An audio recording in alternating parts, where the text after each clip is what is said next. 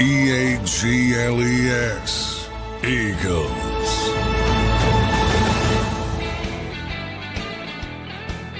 Welcome back in, everybody, to a Football Friday edition of Birds 365 here on JAKIB Sports. Joined now by the great Les Bowen. Les, welcome to the show, man. Great to have you back on. How you doing on this Friday morning? I'm great. Profuse apologies for yesterday. That's my fault, Les. It's kind of my fault. It was a few days before that you asked me to do it, and I totally forgot. Yeah. And I actually scheduled a session with my trainer during the time that I was supposed There we to go. Your show. All right. I've learned to roll over and sit, but that thing where you have to balance the treat on your nose, and I screw that up every time. Yeah. Well, that's me. I gotta send a reminder, but I'm so caught up in the excitement of a Dallas week. Boy, there's no juice to this, Les. You've been around for a lot of these Eagles Cowboys week. It's gotten so bad in Dallas. I mean, the Eagles haven't won there in forever. Yeah. And this looks like a road apple for the Philadelphia Eagles right now. It's amazing how quickly things change in the NFL. It is. It is. I would be a little wary, though. I mean, I know it's going to be Cooper Rush, and that the Cowboys have gone really bad. They're having a terror, but this is going to be a rally around the flag game for them. That's true. Right. And they're getting Micah Parsons back.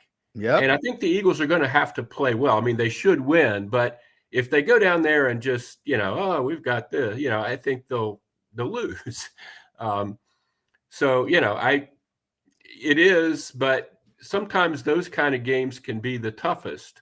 The ones where, it should be a great rivalry, but one team is really struggling and, there's not a lot of emotion involved. You have to be really kind of careful about that.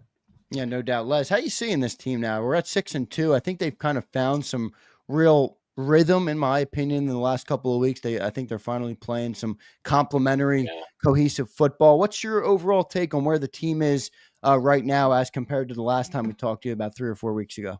Yeah, a great improvement offensively and defensively.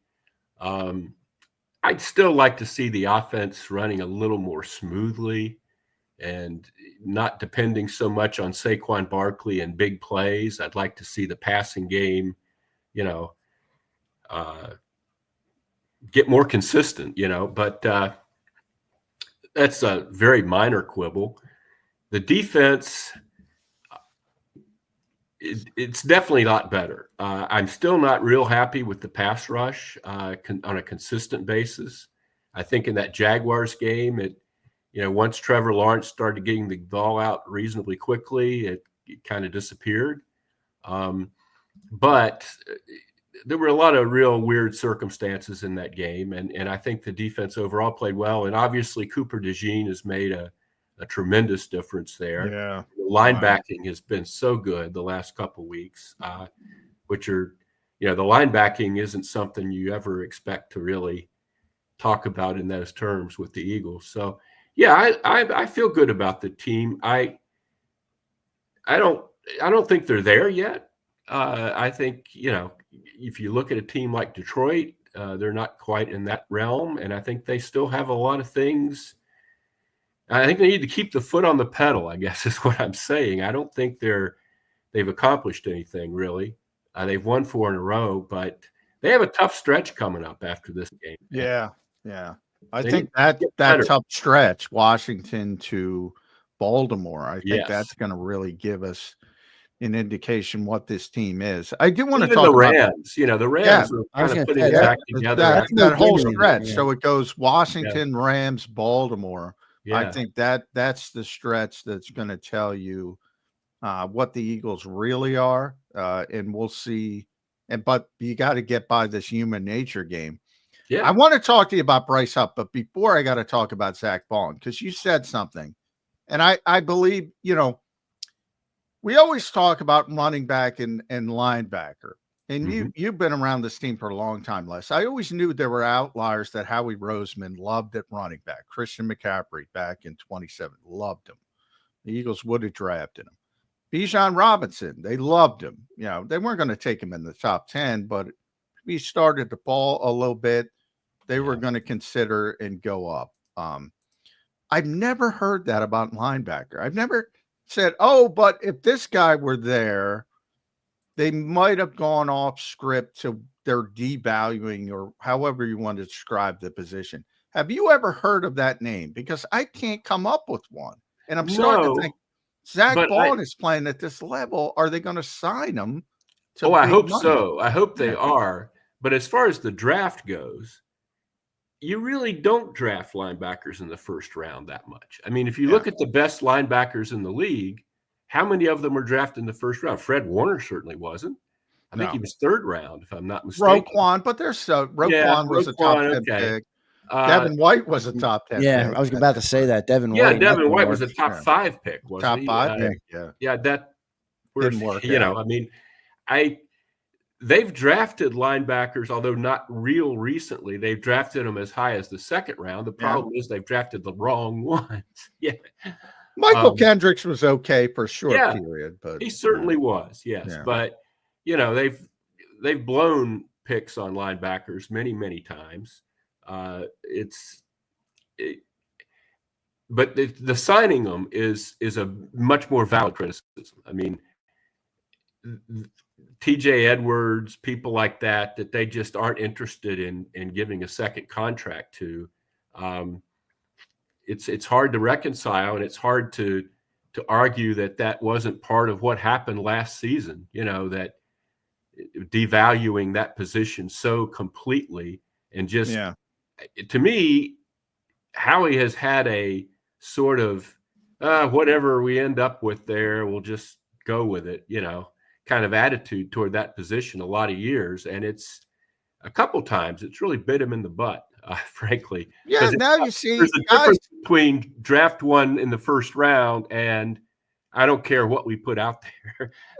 And guys like Zach Bowen are proving how valuable you could be at that position. Yes, and certainly we're talking about Vic Fangio now, and his defense. And he was talking the other day about great linebackers he has known, in that response to a question. And it kind of reinforced for me, this guy always has really, you mentioned Roquan Smith, this guy's had great linebackers wherever he's gone and done well. And I think they're going to have to sort of recognize that.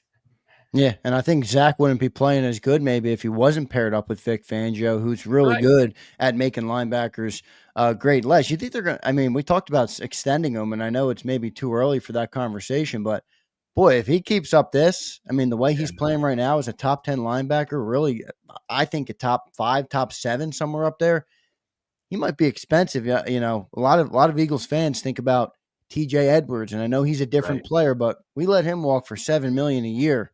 At what point does Zach Bowen get too expensive and they don't bring him back? I don't know. I don't know how they feel about it. I got to think they understand what a difference he's made. I don't think TJ Edwards was certainly much better than what they replaced him with, but TJ Edwards was not this good. Zach is changing the game. TJ was a little bit limited player. He wasn't good in coverage. He was a very good run stopper, and he was smart, and he was durable and all that stuff. But Zach Bowen is playing the position at a level the Eagles haven't seen since in probably more than 20 years, since the prime of like Trotter and Emmons and guys like that. I got to think they understand that, and that Fangio will explain it to them if they don't. Is it going to be easy just to do a deal, though? If I'm his agent, I got to think the rest of the league is noticing how well this guy's playing. And, maybe I want to see what he's worth. Maybe I want to get – Howie's not going to do a market – top of the market. No, he's going to want the team-friendly deal. Exactly. So you got to hope that Zach is great. And I know he's grateful. I talked to him that the Eagles have given him a chance to prove what he could be. But how far does that go? His agent's in his ear like, hey, guys, or hey, Zach, the Eagles don't pay linebackers very well. I'm sure there's plenty of other teams who will give you top dollar. Yeah. Well, I think you have to hope at least that maybe there's a component of this being the right setup for him that's making him play so well, that it's not just that this guy is an incredible linebacker and the Saints never saw it. Maybe it's that this system really fits him and he understands that it might not go the same way somewhere else, you know? Yeah. You hope. That plays into it as well. All right, we go from the high to the low. Bryce Huff. You know, we talked to Bryce yesterday, Les, and he says he was good to go, fine to play. So something weird is going on. He played 6 snaps. Now he did legitimately hurt his wrist pregame, but he said he could have played. And he played 1 snap early, didn't play again until the very end of the game.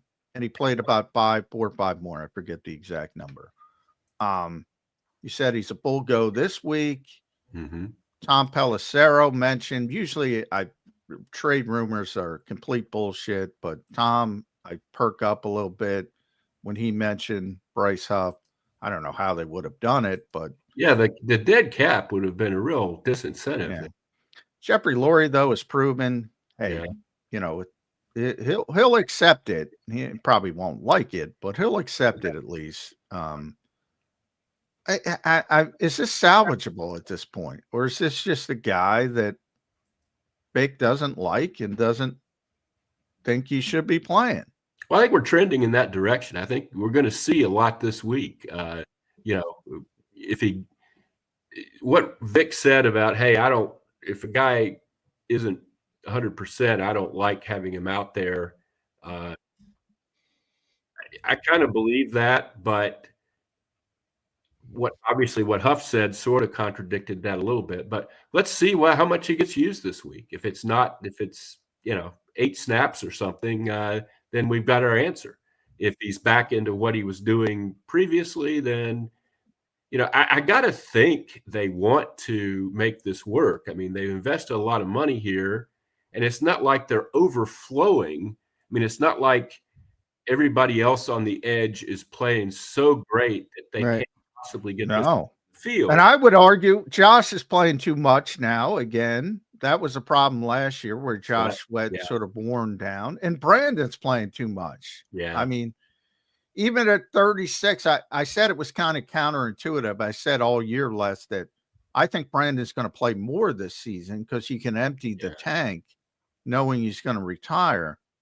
And that is shaken out. But at some point, it's too much. Yeah, it is. And in fact, as much as I love Brandon, he's one of my favorite players ever. It's kind of dropped off a little bit, frankly. If you look at Pro Football Focus and stuff like that, the mileage, he can't play that many snaps at 36 and be effective. He really can't as the season goes on. And it's good that Nolan Smith is stepping up. But, I don't know if they can afford to write off Bryce Huff, frankly. We'll see. But since they didn't do anything at the trade deadline, which I thought was sort of okay given how well the team overall is playing. Yeah, I agree. The only big move at edge rusher was from a team that lost the best edge rusher in the league. Had to do something. The Eagles weren't desperate enough to jump into that sweepstakes. And it wasn't like there were 5 other ones, that were moving around. But it's not like they have a great surplus of talent there. So I would keep working with Bryce Huff if I were them. Easy for me to say. But I think it's a different – good. Yeah, you go ahead, Zander. I think it's a different ball game to take $30 million of dead cap on a quarterback versus a edge rusher, right? I mean, your quarterback dictates the entire direction of your franchise. Versus an edge rusher is like, look, I'm not taking $30 million. Just rotate him in as much as you can. Get something out of him. I think that's probably the mindset right now. That's kind of what I would be thinking. Absolutely.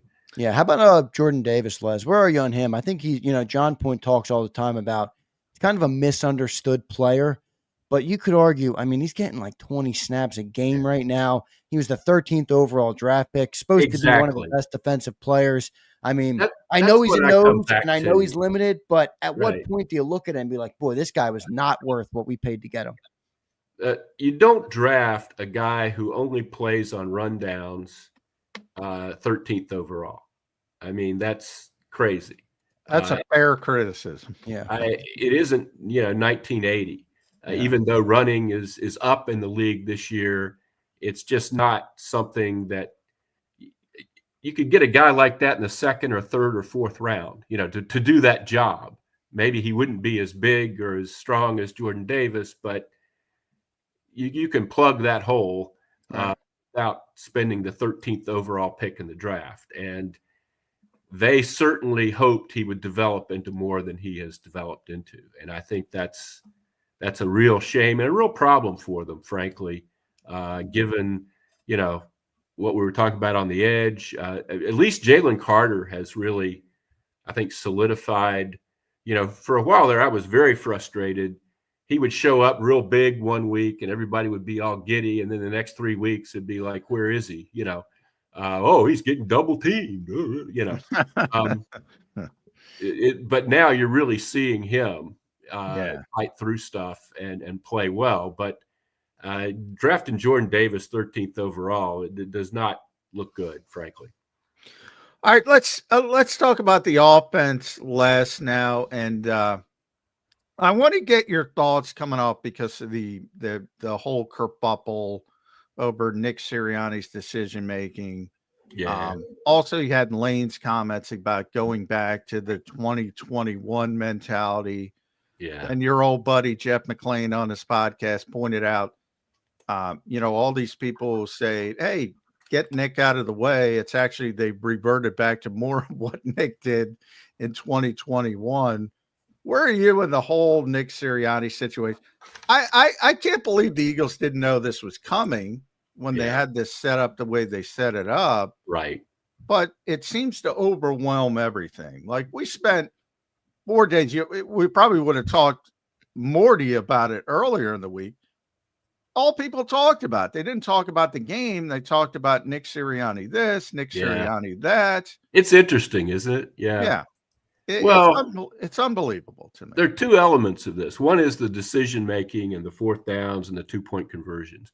And that's the one I don't mind being aggressive in those situations. And I think if you get a penalty on an extra point, I think every coach in the league goes for 2 from the 1 yard line. Well, they should. At least you have to make it. That's the problem.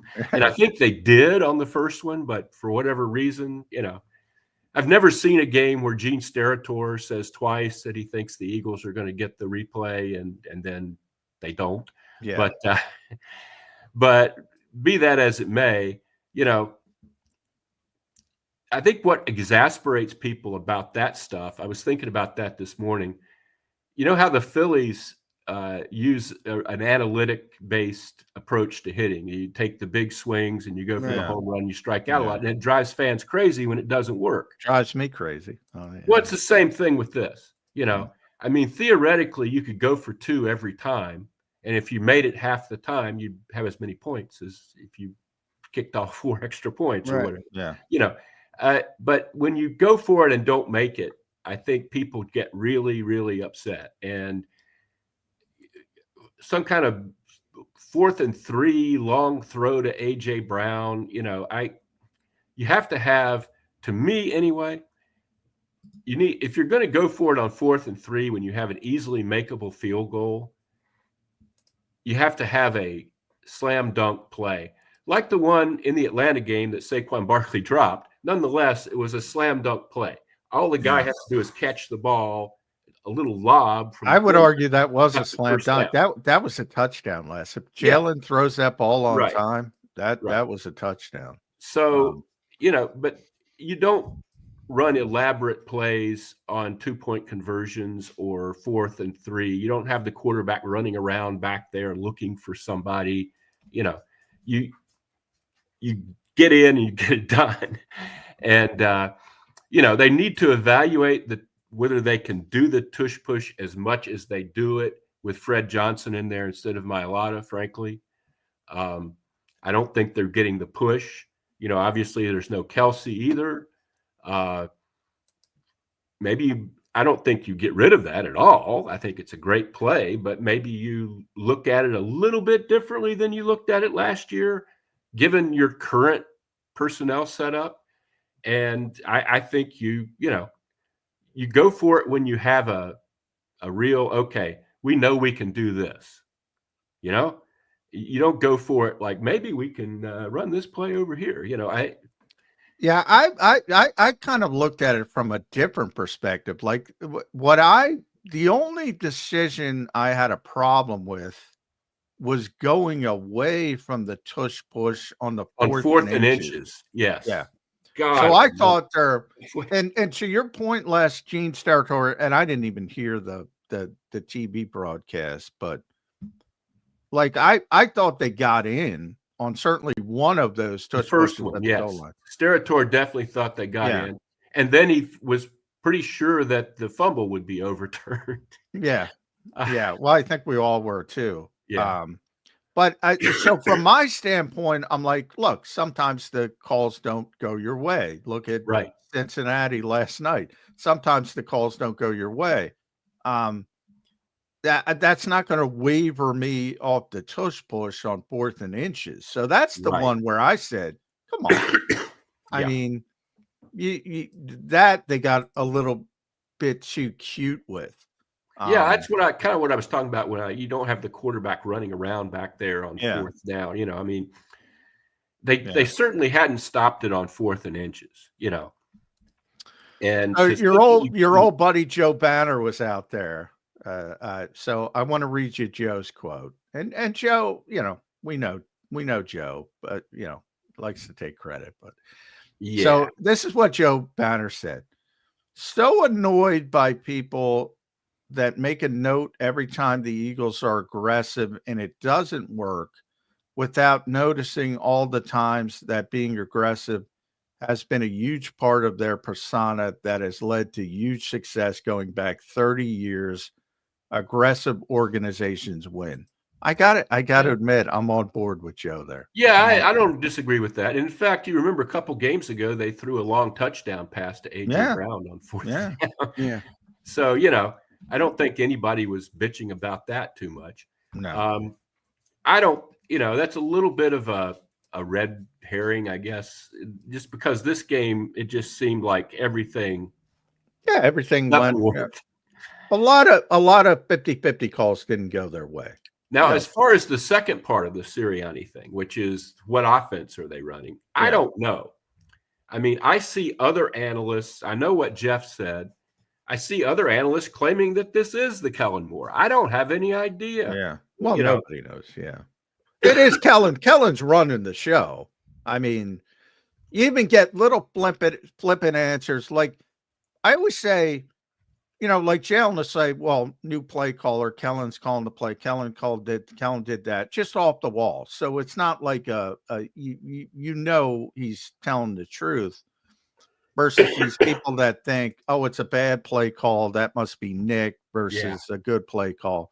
Kellen's running the show. I just think he's a good offensive coordinator and he's working with what's working right now. Right.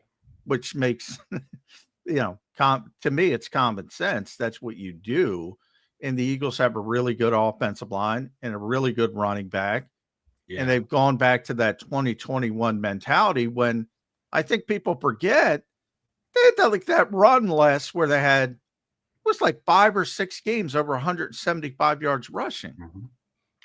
But in 2021, the Eagles didn't really go anywhere. No. Well, I know, but I think one of the things of this conversation that's interesting is that the collapse last year has overtaken everything in everybody's mind. And what I mean by that is if they see any play that looks like a Nick Sirianni play, they immediately hate it. And I would point to, well, Jaylen Herz was nearly an MVP in this offense. They did go 30-2 or whatever it was in a certain period with this offense. If you see a play that looks like Nick's play from the past, that doesn't mean it's bad. I don't think that's a bad thing. I think Kellen came in and said, hey, Nick, you were really successful with Jaylen Herz in this offense. What could I take from you and apply it to my philosophy? I think that's completely fair. Right. Yeah. As for what they're doing right now, though, in the playoffs against a good defense, Oh, they're going to load up the box. Yeah, they got to get the passing game going. Yeah, yes, and not just once in a while a long rainbow for a touchdown. I mean, it has to click. Going down the field with the run as part of it, but not the whole operation. And I don't see that yet. I'm not trying to be hypercritical of Jaylen Herz, but it just doesn't really go that way. It seems like so often he's standing back there looking, and throws the ball away or gets sacked or whatever. I'd really like to see that get worked out. And I wanted to ask you, John, we've got Dallas Goedert coming back now. Yeah. It seemed to me like he liked throwing the ball. He was more willing to throw the ball to Calcaterra than he was to Dallas Goedert. For some reason, I don't understand that, but nothing against Grant Calcaterra. But did you see it that way? I don't know much, but he trusts Grant. They've known each other since Oklahoma. I do think when it comes to the second level guys, whatever you want to call them, Jahan Dotson, Jeff, he trusts Grant. Like it's very difficult for Jaylen to trust people. Yes. I think you trust AJ, you trust Devontae, you trust Dallas, and Grant's that first guy of the second tier that he really trusts. Yeah, I think it's a positive, Grant Calcaterra. But I just wonder if they'll stop throwing to the tight end if it ends up being Goddard. I think that's a deficiency of Jaylen. If you need to trust somebody so much, because doesn't that kind of it puts you in like you're thinking too much versus just reading what you're seeing on the field and letting the ball fly. Like John points to that, and I point to it too. I mean that Kirk Cousins play when I forget it was earlier in the year, and somebody went down and it was in overtime. Yeah, it was the overtime. And the third or fourth receiver came in, and boom! I mean, he broke over the middle, and Kirk Cousins threw the ball. He wasn't thinking about, do I trust him? That's what the play said. That's what the read was, and he went there. Absolutely. Yeah. And Jahan Dotson. You mentioned Jahan Dotson. You saw what he can do Sunday. One of the best catches of the year. Yeah, that was the only time he was targeted. I see fans giving all kinds of crap to Jahan Dotson. He hasn't done anything. They don't use him. They use him. He's out there on the field. The quarterback just doesn't throw the ball to him. Yeah. Well, and I think with Dallas, because he's got so much talent, I think we all expected the George Kittle numbers at some point or the Travis Kelce. Yes. I mean, he caught there. And he's always hurt for like 3 or 4 games. And he caught 56, 55, 59. Like Jaylen trusted Dallas. There were stretches there where it was really impressive. I just think that he never had that big spike season we all expected. Dallas has made some pretty incredible catches off Jaylen's throws, even one in the Super Bowl. So he should trust Dallas Goedert for sure. I definitely think so. I have a question for both you guys. And Les, I'm going to get your take first. But John, I want you to also give me an answer on this. You guys just brought up the passing game, and I think the point is well taken. They have to improve in that or else they're not going to beat the best teams. Kellen Moore was not brought to Philadelphia to improve the running game. He was brought here to improve the passing game. So by that metric, through 8 or 9, not through 9 weeks, has he been a letdown for this Eagles organization? I wouldn't say that. You are seeing some things from Jaylen, like the 4 games with no turnovers. That's a significant improvement. You have to work with what you've got, and I don't see Kellen telling Jaylen not to throw the ball over the middle or, not targeting that receiver.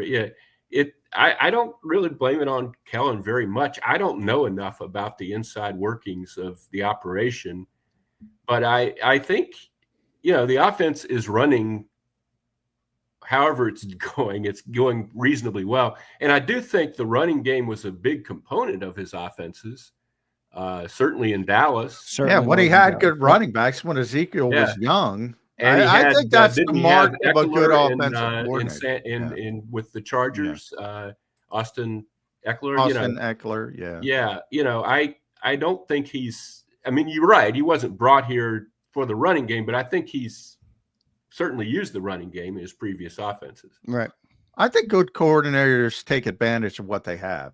Right. I really do. I mean, I think everybody's hyper focused on you have to do it one way. And I think that, no, you go in there, you see, all right, Saquon Barkley's playing phenomenally. All right, let's ride him. The question is, but let's be clear-eyed about he's not going to do this for 17 games and then all through the playoffs. And that's where the question comes in. What's the bar? Like, if he doesn't reach X bar in the passing game, at what point do you say, okay, it's not enough? Yeah, because Jaylen, I mean, they did have a good passing game in 22.